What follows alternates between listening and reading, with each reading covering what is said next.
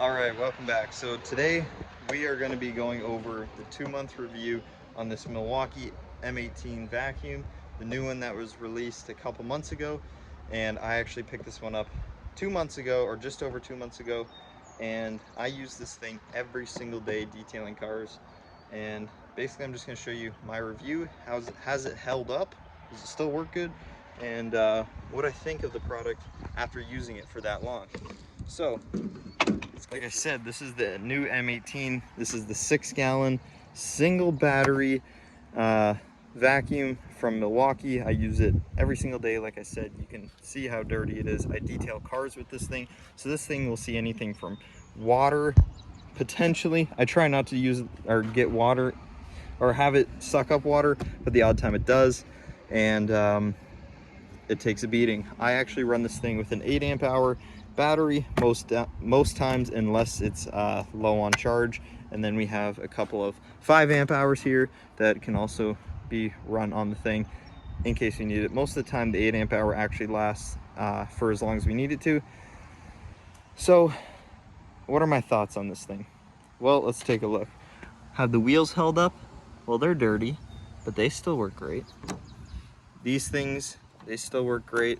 Everything so far, haven't had an issue. Nothing is so far broken. It's definitely taken its fair share of work to it. And I'll turn it on for you right now. So once again, you can hear how quiet it is. My favorite thing about this vacuum is that it's so quiet. Probably like my favorite thing about it. It also has very good suction. I actually most of the time only run this thing on level 1 because I don't even need the suction power that level 2 has, or whatever you want to call that. But here's the tip. You can see it's taking quite a bit of a beating. So the plastic isn't amazingly durable. It's a pretty soft plastic, so it can be chewed up pretty easily, and you can kind of see how much damage that is taken from 2 months of basically every single day use just detailing cars.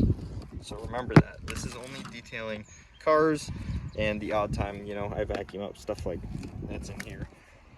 And the only other thing I would possibly complain about, so it's not even a huge deal. So most vacuums don't have this option where the whole head itself can rotate without the entire hose rotating. So we have, you know, a shitty vacuum over here.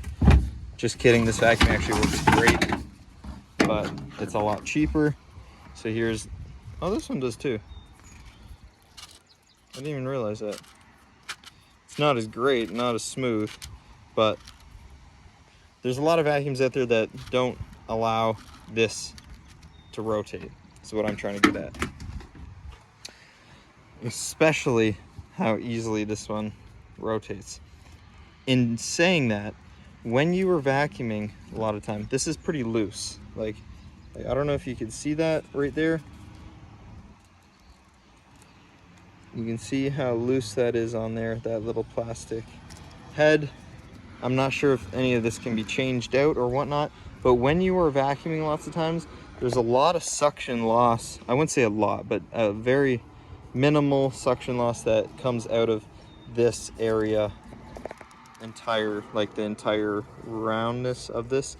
You can hear it while you're vacuuming, because once there's suction on the hose here, it goes through the path of least resistance, obviously, and that would be along here. So you can kind of sometimes hear like a little bit of squealing or a little bit of air being sucked in through here. It's not a huge deal, but that is something that does happen. And now it's probably because how loose this is on here, and I'm not sure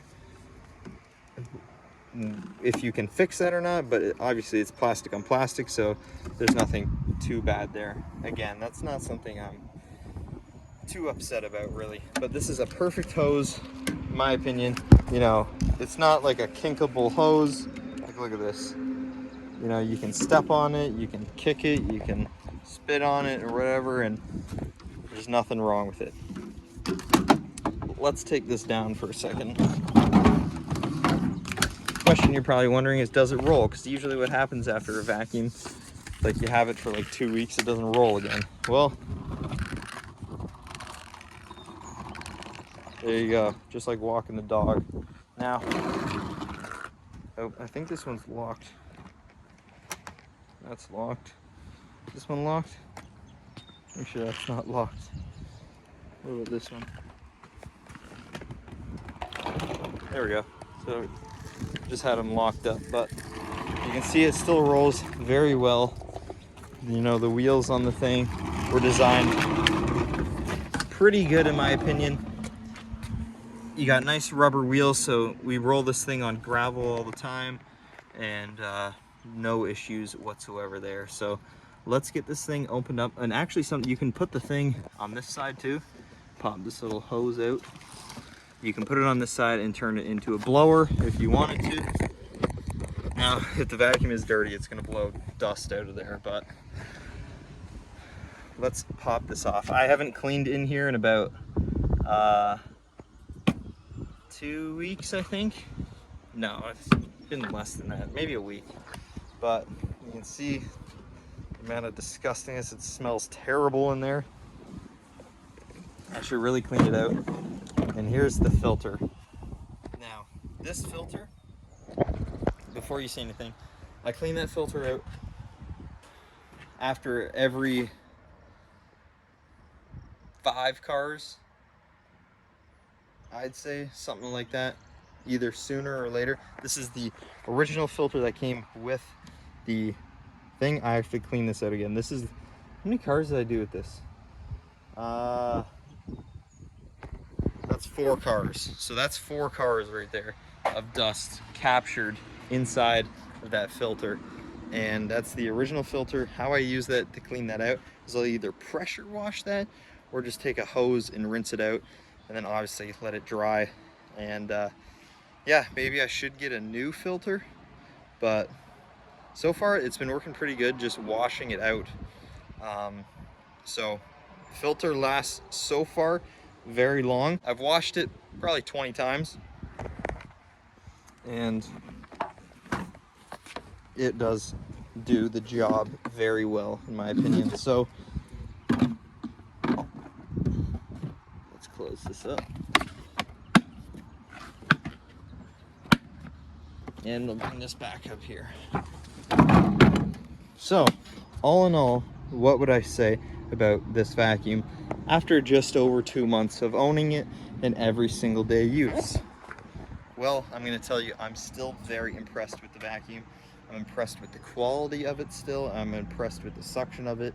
Would I buy another one? Absolutely, I would buy another one. The only downfall of this vacuum is that it doesn't have a plug-in option.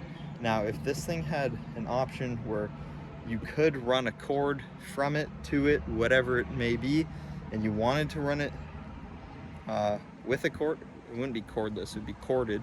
So if you wanted to run it corded, that would have made this thing like the best in my opinion.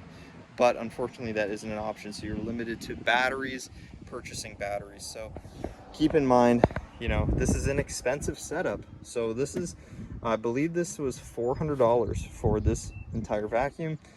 This is Canadian, obviously. So $400, and this battery itself is, I think, almost $300 or something like that for the 8 amp hour. So, you know, just this alone, this is an expensive, you know, easily $600, $700 vacuum on most days. So remember, this is a $700 vacuum with batteries. You know, if you add all these batteries, you know, it's probably closer to 900. So that versus this is $130 plug-in, but it's loud, it's annoying. Again, it's plug-in. I can use this anywhere, I can't use this anywhere. So do with that what you will. And I don't know if I said it before, but lots of times when you're car detailing, you and someone's using a vacuum and a pressure washer, you can actually blow a breaker in a customer's house, and or 2 vacuums at a time. You can blow breaker. Done it multiple times, so I've been there. So I kind of want to avoid that situation, so we can use a pressure washer, use a vacuum, and use you know, another vacuum at the same time that is now cordless. So that was my whole thinking, and honestly, love the vacuum, but let's be real. I am kind of a butthurt for red and Milwaukee stuff. I kind of got a bunch of it anyway. So that's gonna be it for the 2-month review. Hope this helped anyone, and see ya.